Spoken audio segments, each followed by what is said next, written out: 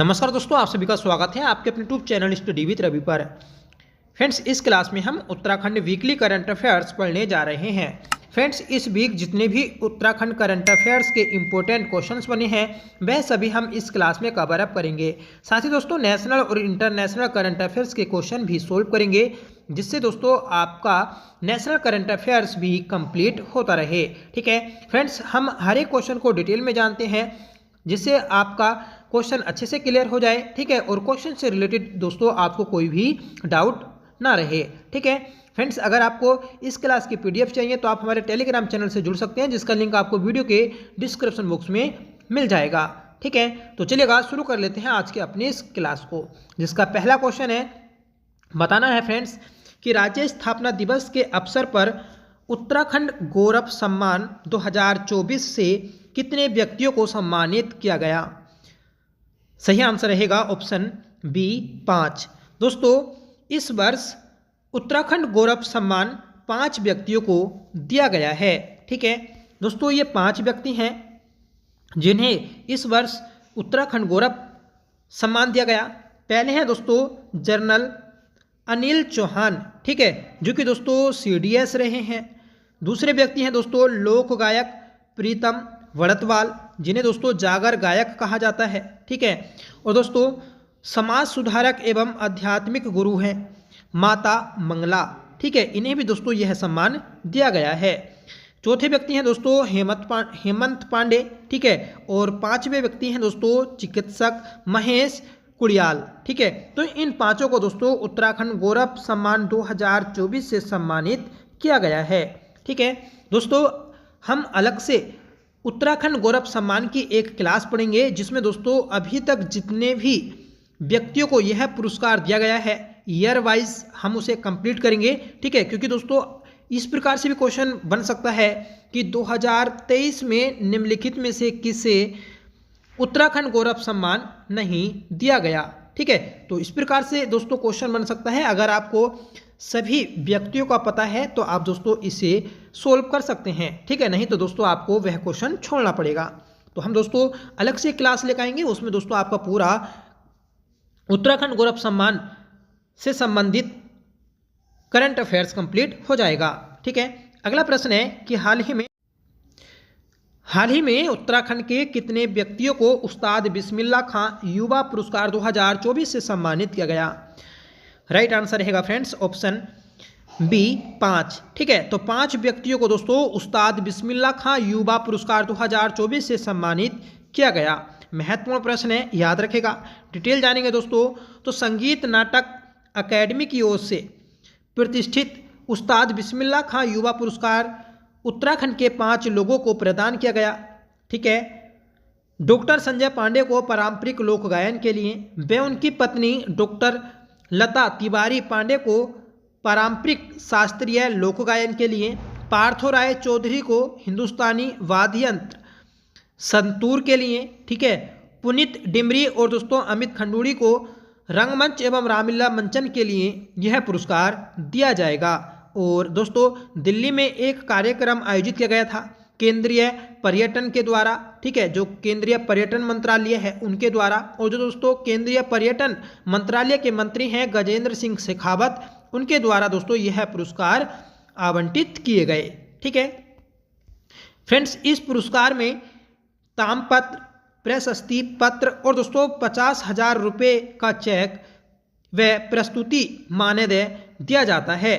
ठीक है, तो आप इसकी राशि भी याद रखिएगा कि इस पुरस्कार में कितनी राशि दी जाती है, 50,000 रुपये। ठीक है, नेक्स्ट क्वेश्चन देखेंगे दोस्तों कि हाल ही में जारी रिपोर्ट के अनुसार मत्स्य पालन में हिमालयी राज्यों में सर्वश्रेष्ठ राज्य का पुरस्कार किस राज्य को मिला है। वेरी इंपॉर्टेंट क्वेश्चन है, याद रखना है आपको कि यह जो सम्मान मिला ये दोस्तों उत्तराखंड को मिला है। सही आंसर रहेगा ऑप्शन सी। ठीक है, तो दोस्तों 21 नवंबर को विश्व मत्स्य पालन दिवस मनाया गया, और इस अवसर पर दोस्तों हिमालय राज्यों की श्रेणी में उत्तराखंड को सर्वश्रेष्ठ मत्स्य पालन का पुरस्कार दिया गया है। ठीक है, डिटेल को देख लेते हैं। तो दोस्तों डिटेल है कि मत्स्य पालन में उत्तराखंड को हिमालयी और उत्तर पूर्वी राज्यों में सर्वश्रेष्ठ राज्य का पुरस्कार मिला। विश्व मत्स्य पालन दिवस पर नई दिल्ली में हुए समारोह में केंद्रीय मत्स्य राज्य मंत्री राजीव रंजन सिंह ने उत्तराखंड में विभाग के सचिव डॉक्टर BBRC पुरुषोत्तम को यह पुरस्कार सौंपा है। ठीक है, तो याद रखिएगा, महत्वपूर्ण प्रश्न है। ठीक है, और अभी आपको बताया कि 21 नवंबर को विश्व मत्स्य पालन दिवस मनाया जाता है। अगला प्रश्न है कि पहाड़ों की रानी मसूरी का प्रसिद्ध पर्यटन स्थल कंपनी गार्डन का नाम परिवर्तित कर नया नाम क्या रखा गया?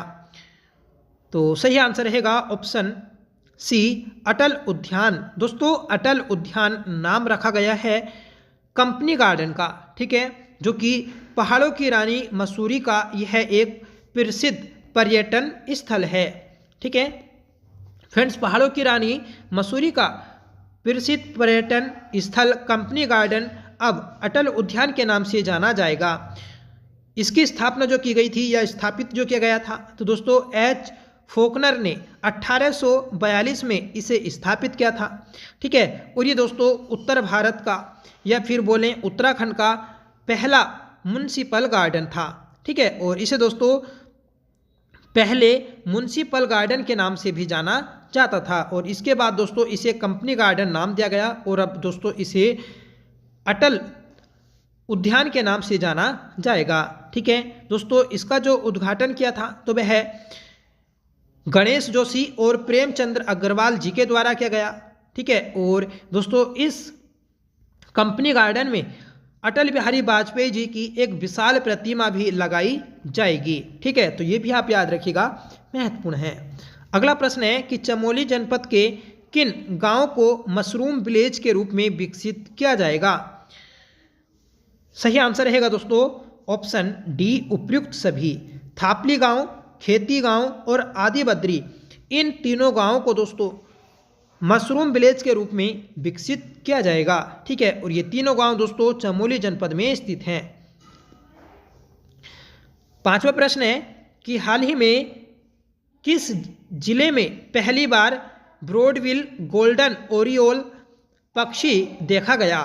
तो दोस्तों ये पक्षी नैनीताल में देखा गया है। सही आंसर रहेगा ऑप्शन ए। ठीक है, ये दोस्तों एक रंग बिरंगी पक्षी है जो कि नैनीताल में इसे देखा गया। ठीक है, तो याद रखिएगा, क्वेश्चन बन सकता है। ठीक है, और हाल ही में दोस्तों जो उत्तराखंड में पक्षी महोत्सव आयोजित किया गया था तो वह टिहरी में आयोजित किया गया, तो ये भी टिहरी में नहीं मसूरी में आयोजित किया गया, ये भी आप याद रखिएगा। ठीक है, डिटेल है दोस्तों कि नैनीताल नगर के आसपास के जंगलों में पक्षियों का अद्भुत संसार है।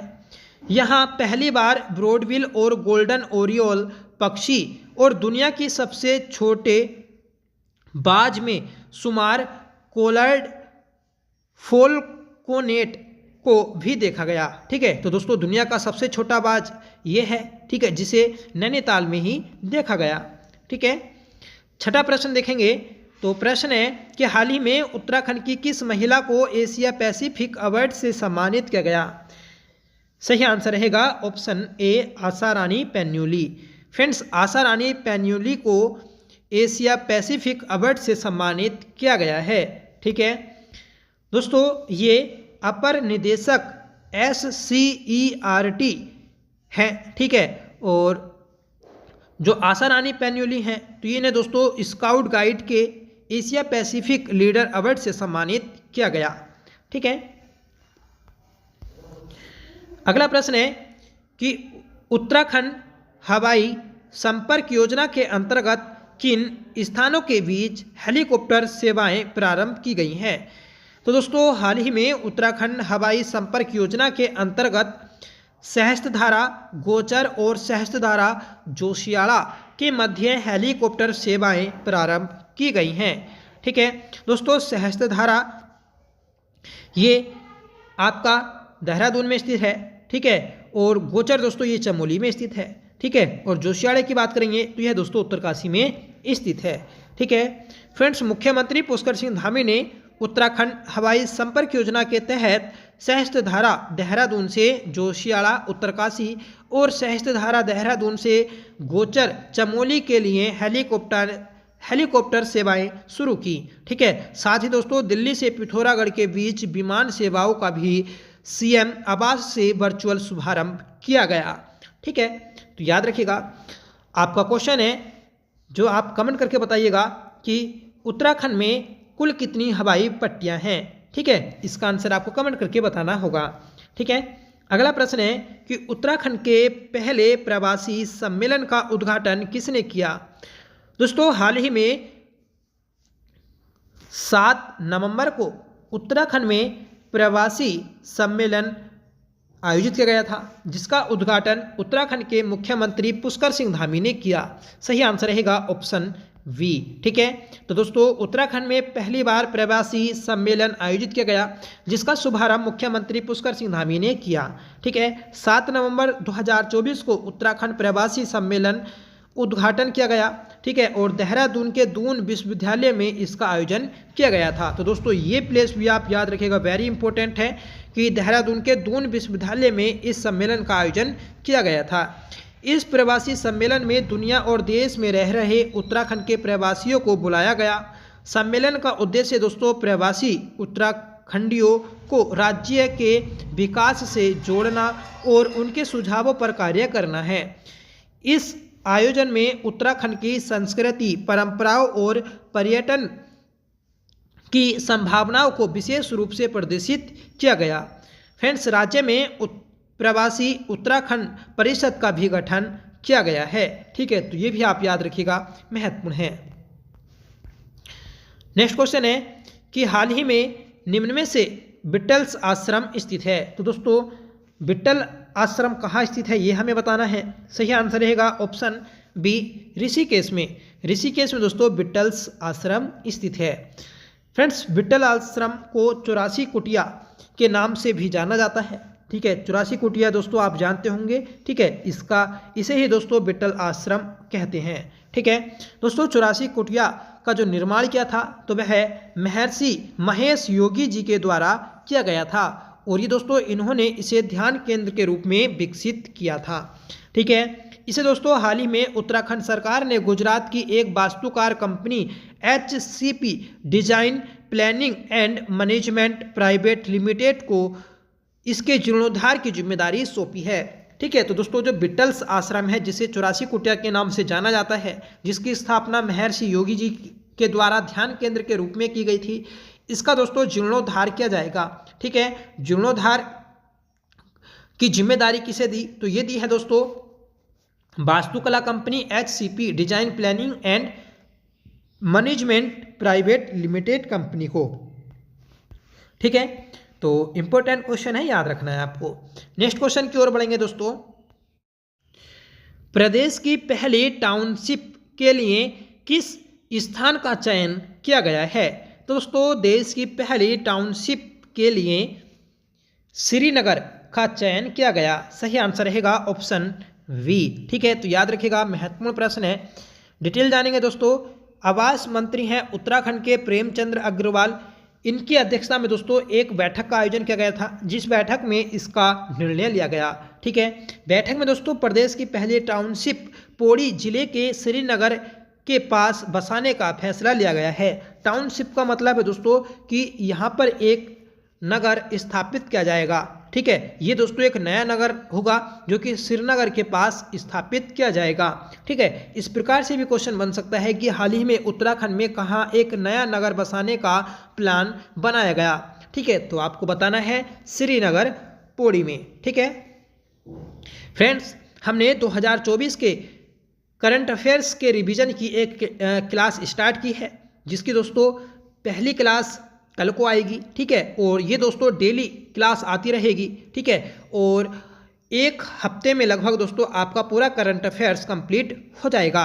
हाल ही में दोस्तों जितने भी आपके एग्जाम होने हैं उत्तराखंड में, और जिनमें भी उत्तराखंड करंट अफेयर्स पूछी जानी है, उन सभी के लिए दोस्तों वह हमारी रिवीजन क्लासेस इंपॉर्टेंट रहेंगी। ठीक है, हर एक क्वेश्चन को दोस्तों हम अपनी इस क्लास में डिटेल से जान रहे हैं, जिससे दोस्तों आपको पूरा क्वेश्चन अच्छे से क्लियर हो जाएगा। ठीक है, तो आप हमारी उस क्लास को जरूर देखिएगा जो दोस्तों कल को आने वाली है। ठीक है, अगला प्रश्न देखेंगे दोस्तों, तो क्वेश्चन है कि अंतर्राष्ट्रीय सौर गठबंधन का अध्यक्ष किसे चुना गया है। फ्रेंड्स, अंतर्राष्ट्रीय सौर गठबंधन का अध्यक्ष जो चुना गया, तो वह चुना गया दोस्तों ऑप्शन ए भारत को। ठीक है, अंतर्राष्ट्रीय सौर गठबंधन, इसकी स्थापना दोस्तों 2015 में की गई थी, ये आपको याद रखना है। और इसका मुख्यालय दोस्तों भारत में ही स्थित है। ठीक है, भारत के गुड़गांव में। फ्रेंड्स, भारत और फ्रांस को 2024 से 2026 तक 2 सालों के कार्यकाल के लिए अंतर्राष्ट्रीय सौर गठबंधन के लिए अध्यक्ष और सह अध्यक्ष के रूप में चुना गया। मतलब अध्यक्षता करेगा दोस्तों भारत और सह अध्यक्षता करेगा फ्रांस। ठीक है, तो ये आप याद रखिएगा, महत्वपूर्ण है। ठीक है, नेक्स्ट क्वेश्चन है कि पहला एशियाई बौद्ध शिखर सम्मेलन कहाँ आयोजित किया जा रहा है। फ्रेंड्स, पहला एशियाई बौद्ध शिखर सम्मेलन ये आयोजित किया जा रहा है दोस्तों ऑप्शन सी नई दिल्ली में। ठीक है, तो ऑप्शन सी याद रखना है आपको, महत्वपूर्ण है। डिटेल को जानेंगे तो दोस्तों एशियाई एकता को मजबूत करने के उद्देश्य से पहला एशियाई बौद्ध शिखर सम्मेलन नई दिल्ली में 5 से 6 नवंबर को आयोजित किया गया। ठीक है, पहले एशियाई बौद्ध शिखर सम्मेलन की थीम क्या है, तो ये भी आप याद रखिएगा। थीम है दोस्तों एशिया को मजबूत बनाने में बुद्ध धर्म की भूमिका। ठीक है, तो ये दोस्तों थीम है। दोस्तों राष्ट्रपति द्रौपदी मुर्मू मुख्य अतिथि के रूप में इसमें भाग लिया। ठीक है, तो मतलब जो द्रौपदी मुर्मू है उनके द्वारा दोस्तों मुख्य अतिथि के रूप में इस सम्मेलन में भाग लिया गया था। चौथा प्रश्न है कि हाल ही में किस भारतीय क्रिकेटर ने क्रिकेट से संन्यास की घोषणा की। तो दोस्तों हाल ही में भारतीय क्रिकेटर रिद्धिमान साहा ने संन्यास लेने की घोषणा की। तो सही आंसर रहेगा ऑप्शन डी। ठीक है, तो याद रखेगा रिद्धिमान साहा, ये दोस्तों क्रिकेटर हैं जिन्होंने हाल ही में संन्यास लिया है। 15वां प्रश्न है कि ड्यूमा वोको किस देश के राष्ट्रपति चुने गए हैं।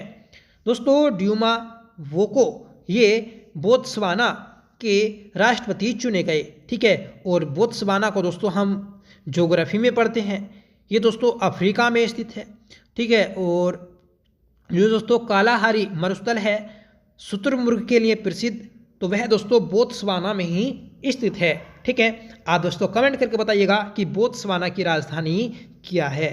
ठीक है, अगला प्रश्न है कि अंतर्राष्ट्रीय प्राचीन कला महोत्सव 2024 का आयोजन कहाँ किया गया।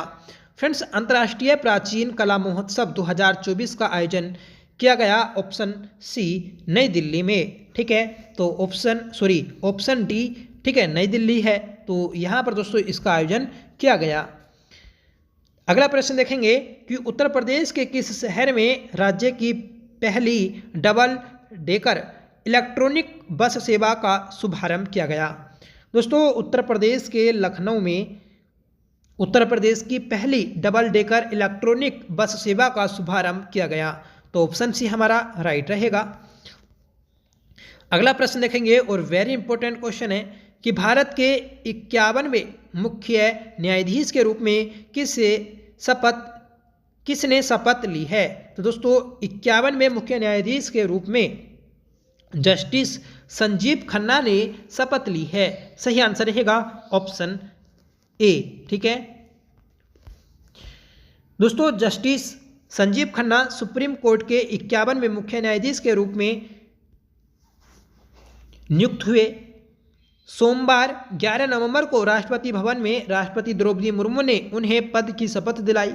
न्यायमूर्ति संजीव खन्ना सुप्रीम कोर्ट में दूसरे सबसे वरिष्ठ न्यायाधीश थे। ठीक है, और उन्होंने पूर्व मुख्य न्यायाधीश DY चंद्रचूड़ का स्थान लिया है। ठीक है, तो आप 50वें मुख्य न्यायाधीश भी याद रखेगा DY चंद्रचूड़। ठीक है दोस्तों, न्यायमूर्ति चंद्रचूड़ 10 नवंबर को अपने पद से सेवानिवृत्त हुए और वह 9 नवंबर 2022 से इस पद पर थे। ठीक है, तो याद रखेगा कि पूर्व मुख्य न्यायाधीश कौन थे, तो DY चंद्रचूड़, और नए कौन बने, जस्टिस संजीव खन्ना।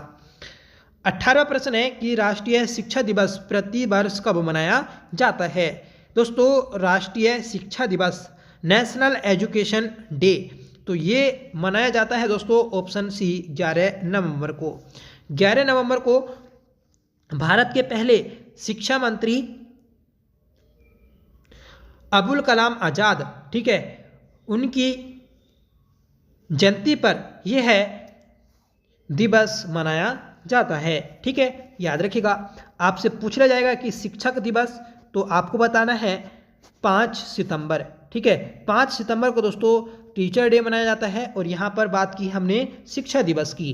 ठीक है, आपको कमेंट करके बताना है कि अंतर्राष्ट्रीय शिक्षक दिवस किस दिन मनाया जाता है। ठीक है, तो ये आपका होमवर्क है।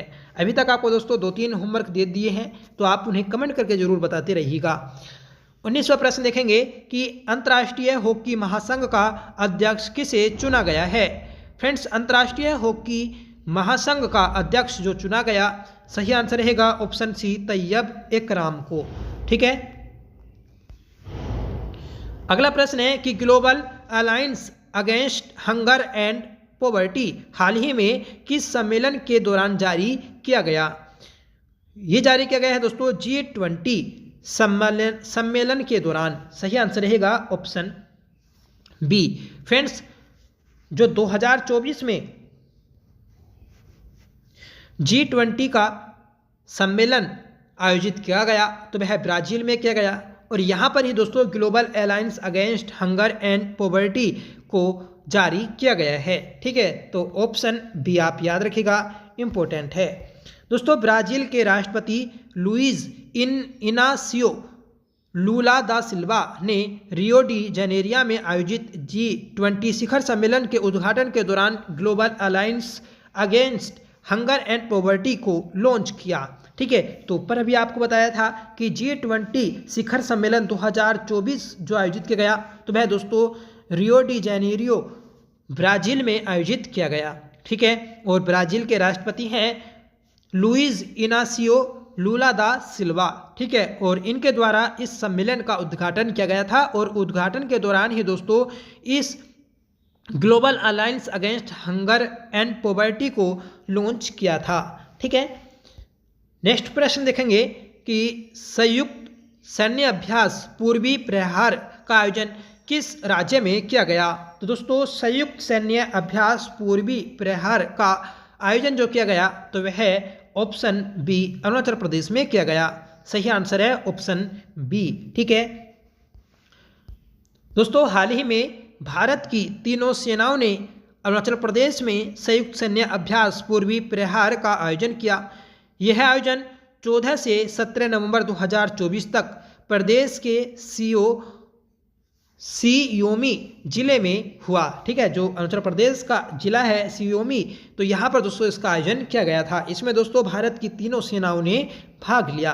ठीक है, तो याद रखना है पूर्वी प्रहार, क्योंकि पूर्वी जो भारत का सबसे पूर्वी जिला है तो वह दोस्तों अरुणाचल प्रदेश है, इसलिए इस संयुक्त सैन्य अभ्यास का नाम पूर्वी प्रहार रखा गया।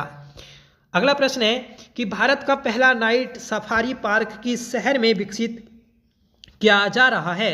तो दोस्तों, भारत का पहला नाइट सफारी पार्क यह है लखनऊ में विकसित किया जा रहा है। सही आंसर रहेगा ऑप्शन बी। ठीक है, तो भारत का पहला नाइट सफारी पार्क लखनऊ। ठीक है दोस्तों, भारत का पहला night safari park Uttar Pradesh की राजधानी लखनऊ में विकसित किया जा रहा है। यह दुनिया की 5वीं एसी सफारी बन जाएगी। ठीक है, कुकरेल नाइट सफारी पार्क और वन्य जीव केंद्र 900 एकड़ में तैयार किया जा रहा है। ठीक है, और यहाँ पर ही दोस्तों इस सफारी को शुरू किया जाएगा। ठीक है, अगला प्रश्न है कि एक्सरसाइज संयुक्त विमोचन 2024 का आयोजन कहाँ किया गया। दोस्तों, संयुक्त सैन्य अभ्यास है संयुक्त विमोचन 2024, इसका आयोजन जो किया गया तो ये तो किया गया है दोस्तों अहमदाबाद में। सही आंसर रहेगा ऑप्शन सी। ठीक है दोस्तों, हाल ही में भारतीय सेना ने 18 से 19 नवंबर 2024 को अहमदाबाद और पोरबंदर में एक्साइज संयुक्त सैन्य विमोचन 2024 का आयोजन किया। इस कार्यक्रम में भारतीय सेना, भारतीय नौसेना, भारतीय वायुसेना, भारतीय तटरक्षक बल ने भाग लिया। यह एक बहुपक्षीय वार्षिक संयुक्त मानवीय सहायता और आपदा राहत अभ्यास था। ठीक है, ऊपर पढ़ा था दोस्तों हमने पूर्वी प्रहार, जो कि सिर्फ भारतीय सेना, वायुसेना और दोस्तों भारतीय नौसेना का संयुक्त सैन्य अभ्यास था। और हम यहाँ पर पढ़ रहे हैं संयुक्त विमोचन 2024 एक्सरसाइज। इसमें दोस्तों तटरक्षक बल भी शामिल है, ठीक है। और यह दोस्तों मानवीय सहायता और राहत, आपदा राहत बचाव अभ्यास से संबंधित है, जिसका आयोजन अहमदाबाद में किया गया। अहमदाबाद दोस्तों यह आपका गुजरात में स्थित है, जिसे भारत का मैनचेस्टर बोला जाता है, ठीक है।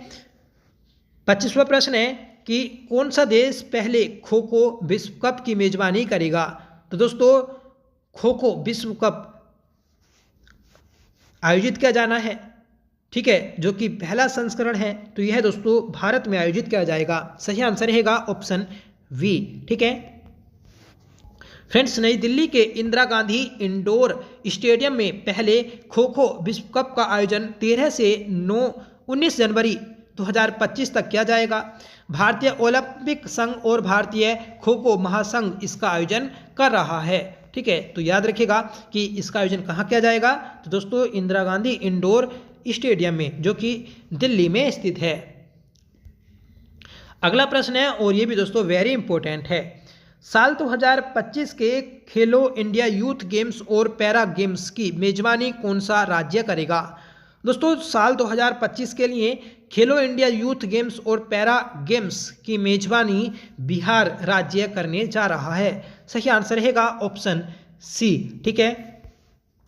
फ्रेंड्स, साल 2025 के प्रतिष्ठित खेलो इंडिया यूथ गेम्स KIYG को और खेलो इंडिया पैरा गेम्स KIPG की मेजबानी बिहार राज्य करने जा रहा है। इस पहल से बिहार में खेलों को बढ़ावा मिलेगा, ठीक है। और दोस्तों हाल ही में राजगीर में महिला एशियाई चैंपियंस ट्रॉफी का सफल आयोजन किया गया, ठीक है। तो दोस्तों बिहार में खेलों को बढ़ावा देने के लिए इसका आयोजन किया जा रहा है। 28वां प्रश्न है, हाल ही में इसरो ने गगनयान मिशन के लिए किस देश की स्पेस एजेंसी के साथ समझौता किया।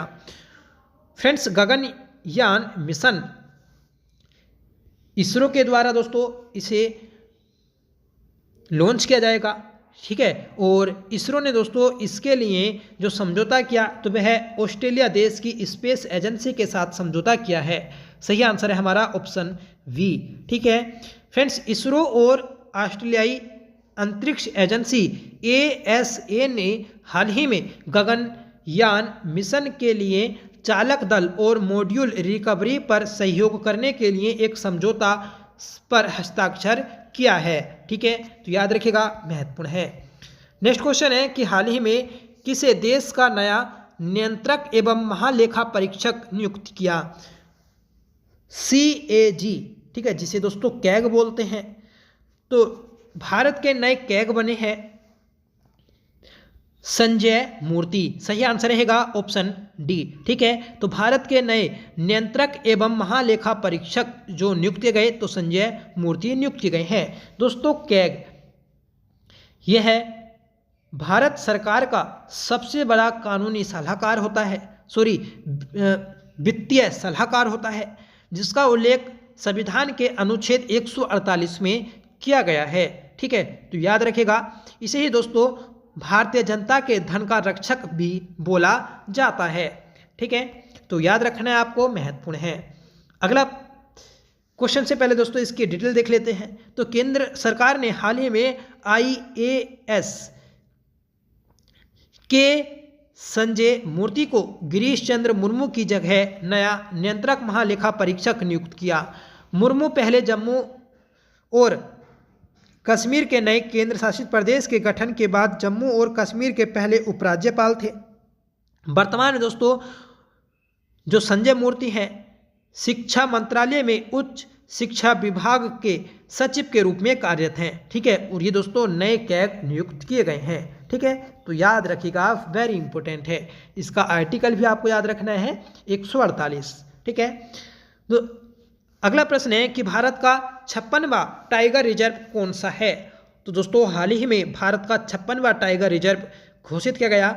गुरु घासीदास तमोर पिंगला टाइगर रिजर्व। सही आंसर रहेगा ऑप्शन बी। ठीक है, तो यह आप याद रखिएगा, महत्वपूर्ण है, गुरु घासीदास तमोर पिंगला टाइगर रिजर्व। ठीक है दोस्तों, छत्तीसगढ़ के गुरु घासीदास तमोर पिंगला टाइगर रिजर्व को देश के 56वें टाइगर रिजर्व के रूप में अनुसूचित किया गया।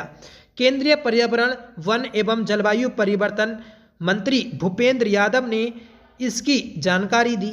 गुरु घासीदास तमोर पिंगला टाइगर रिजर्व 2800 वर्ग किलोमीटर से अधिक विस्तार के साथ देश का तीसरा सबसे बड़ा टाइगर रिजर्व बनाया जाएगा।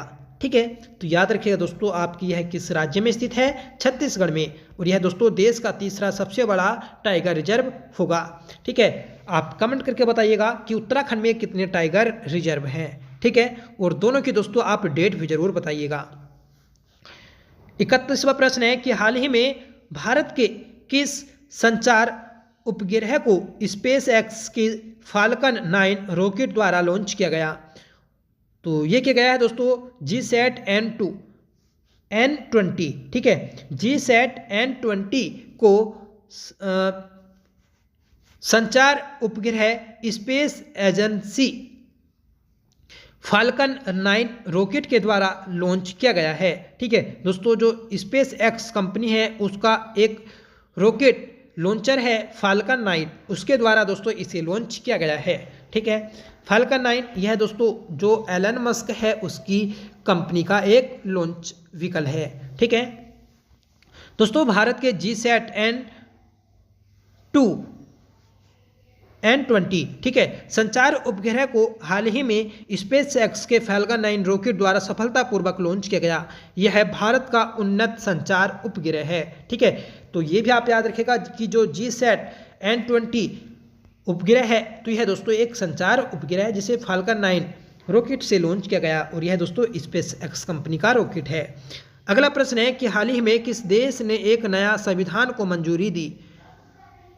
सही आंसर रहेगा ऑप्शन बी, गैबोन। गैबोन देश का दोस्तों नया संविधान बनने जा रहा है। सही आंसर रहेगा ऑप्शन बी। ठीक है दोस्तों, गैबोन में एक ऐतिहासिक जनमत संग्रह का आयोजन किया गया जिसमें 91 मतदाताओं ने नए संविधान के पक्ष में मतदान किया। इस संविधान का उद्देश्य 55 वर्षों के जारी वंशानुगत शासन को समाप्त कर लोकतांत्रिक नागरिक सरकार की बहाली सुनिश्चित करना है।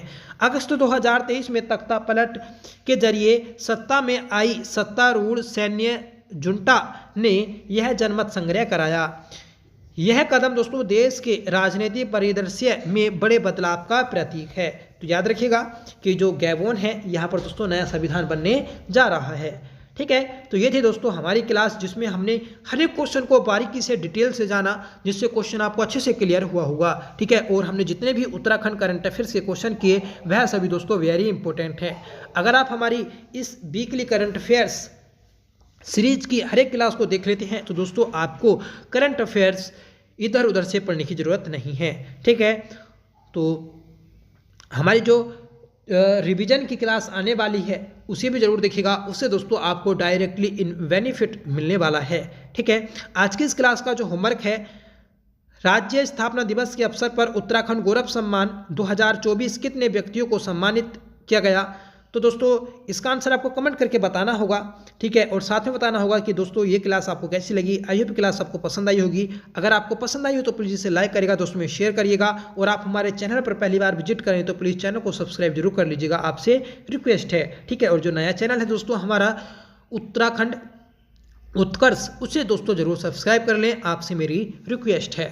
ठीक है, तो चलिए मिलते हैं नेक्स्ट क्लास के साथ, तब तक के लिए bye. Thank you so much for watching. Jai Hind.